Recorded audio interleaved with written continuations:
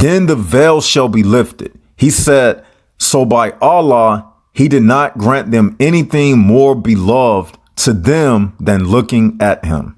So this hadith is saying that Allah, once the Muslims enter paradise, that he's going to remove the veil and they will be able to see him. And this brings up another question that I asked Muslim cheerleader. This veil, what is this veil? This brings up another question. Allah supposedly has a veil that's preventing people from seeing him. So he has this veil. So the question is the veil created or is it uncreated? This veil that's supposed to be blocking the view so people can't see Allah. Is this veil created or is it uncreated? And if it's created, then doesn't that mean Allah is relying upon his creation? But the Muslims tell us that Allah doesn't need any assistance. Well, right here, we clearly see that this veil, if it is created, because it doesn't say, if this veil is created, then Allah is relying upon his creation to assist him. But it's still a dilemma, because if it's not created, then that means there is something else, just like Allah, that has existed for all eternity. Now, the false potato made a very weak argument, which I'll be refuting from his own Bible. First of all, he asked, is the veil of Allah subhanahu wa ta'ala created? The answer is yes, the veil of Allah subhanahu wa ta'ala is created. It is mentioned in several hadiths. In one narration that his veil is light, and another narration it mentions that his veil is fire, which is the same thing because fire is light. By that, we see that Allah subhanahu wa ta'ala, being powerful, he is able to do anything.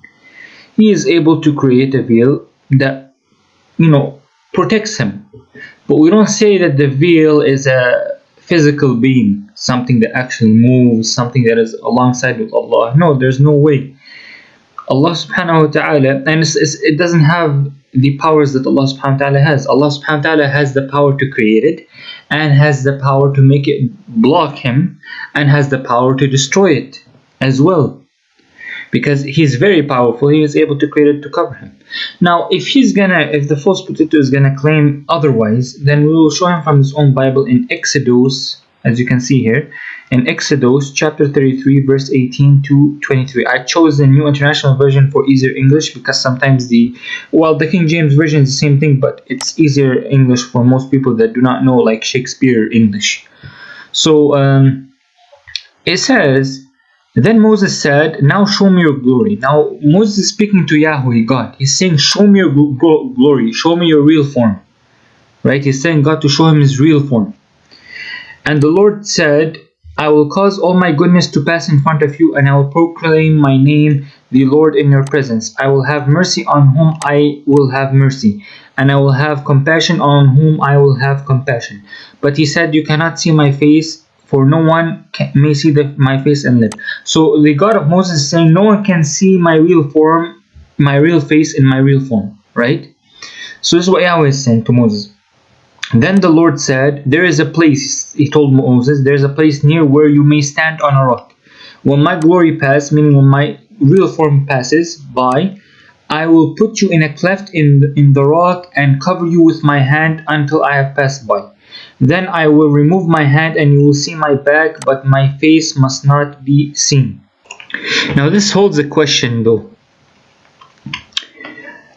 God here, I want you to listen carefully. He says that my face must not be seen, and he says that you cannot see my face, for no one may see my face and live.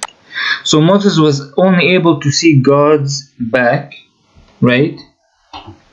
So which proves that the back of his God is not much more powerful than his face, while God, all of God is powerful. right? We say all of God is powerful. Everything in God is powerful and is equally powerful. We don't say that the face of God is much more stronger because it might kill a person than his back. But if you look at his back will not kill you. But if you look at his face, you will die. So the face here shows that the face is more powerful to be seen. But the back is not that powerful, right? So now we have seen a contradiction that part of God's body is not as powerful as his face. So we see clearly from this verse that parts of God's body are not as powerful as his face, because other parts of his body you can see them, but his face is very powerful that if you look at it you will die. So by this the false prophet's logic is exposed. And when we say that Allah subhanahu wa ta'ala has a veil to cover himself, yes, Allah is able to do anything. He's powerful. His power is very powerful that he's able to make a veil that can cover him. And if he wants, he is very powerful to destroy it as well. Right? We don't say that the veil is another physical being or something that is physical that actually moves and protects God and this and that. No. A veil is something that is basically Allah uses it as a screen for himself. Right? And it's similar if he goes by this logic that, oh, okay, so that means that the veil is much more stronger. Well, then you will have that one part of God's body is stronger than the other parts. The other parts of God, you can see them, but you cannot see other parts of his body. You cannot see his face only. So his face is the most powerful over all his body. While we all know that all of God is powerful. Right? All of him equal parts is powerful. But he's saying that no. The veil of God is this and that and that. Well, we see that, okay, that if anyone were to look at the face of God, he will die. Because his face is very powerful. But other parts of his body, if he looks at it, he will not die. You can see them. This is the real form of God. The glory of God, as the Bible says here. So we expose the false potato, the black mega mind. And Assalamu alaikum.